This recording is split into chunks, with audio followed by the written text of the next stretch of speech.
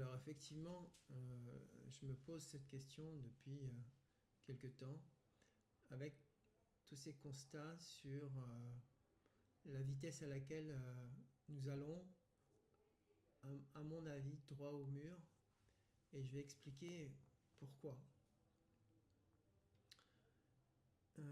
J'ai vraiment le sentiment que tout s'accélère en ce moment, que la machine politique, économique, fonce, et nous n'avons plus de garde-fous, de moyens de vérifier si là où nous allons, c'est bénéfique pour l'humanité, c'est bénéfique pour nous. Et je vais l'aborder à deux niveaux, au niveau planétaire bien sûr, mais aussi et surtout au niveau individuel. Parce qu'il y a un parallèle intéressant que j'ai constaté, c'est que nous avons tendance à éviter de voir la peur quand il y a de la peur. Nous sommes dans le déni et nous fonctionnons de façon mécanique. C'est pour ça que par exemple nous adoptons le modèle chinois qui est un modèle qui est particulièrement dangereux pour notre humanité, en tout cas à mon avis. Et si l'Europe va dans cette direction, nous allons droit au mur. De la même manière, si nous, à l'intérieur de nous, nous nous considérons comme une machine, comme une ressource, avec les jugements que nous pouvons porter sur nous, nous allons droit au mur, vers les burn-out et toutes les conséquences de, de pousser nos capacités au maximum jusqu'à nos limites. Et donc le danger, il est à plusieurs niveaux, individuel, sociétal, social. Et il est important aujourd'hui de se poser ces questions, parce que personne d'autre que nous, individuellement, pouvons nous les poser. Donc j'ai expliqué que ça se passe bien sûr au niveau planétaire, avec tout ce qui se passe. Il y a un aspect aussi que j'ai trouvé dangereux, c'est l'image.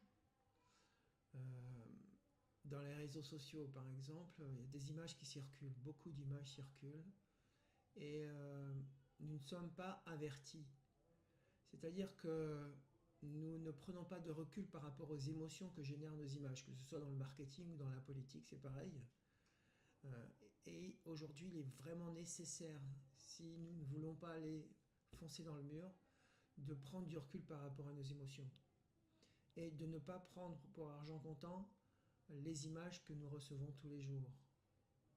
Et à réfléchir par nous-mêmes, faire de la géostratégie par exemple au niveau politique, au niveau individuel, faire de la psychologie, penser à soi, développer sa conscience, développer son esprit critique. Toutes ces choses-là vont faire que nous pouvons changer la direction de là où nous allons. Et je vois qu'il y a beaucoup de choses aujourd'hui qui sont en train de bouger au niveau des populations, qui se réveillent, en même temps qu'il y a des populations qui plongent dans la violence, dans la haine, dans le terrorisme. Et c'est un moment crucial. Et c'est aujourd'hui et pas demain qu'il faut nous réveiller et commencer à voir la réalité telle qu'elle est, sans pessimisme, bien sûr, mais avec détermination, avec le courage de voir ce qui fait peur, le courage de utiliser nos peurs comme des tremplins vers nous-mêmes, vers notre réalisation, vers notre épanouissement. Et en faisant ce travail individuel, nous le faisons aussi au niveau planétaire, parce que ça interagit constamment. Et nous sommes beaucoup plus puissants que nous l'imaginons. Donc voilà ce que j'avais envie de partager avec vous, c'est vraiment un encouragement à rester critique par rapport aux images qui circulent, à rester aussi vigilant par rapport à où nous allons.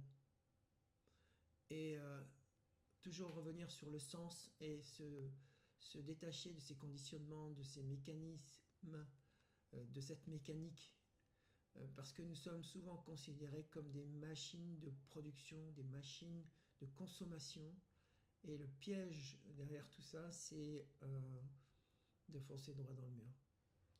Et donc nous pouvons choisir autre chose, choisir de sentir nos émotions, sentir d'utiliser notre créativité, sentir de nous relier aux autres véritablement, parce que nous vivons dans la solitude aujourd'hui de plus en plus avec cette connexion planétaire.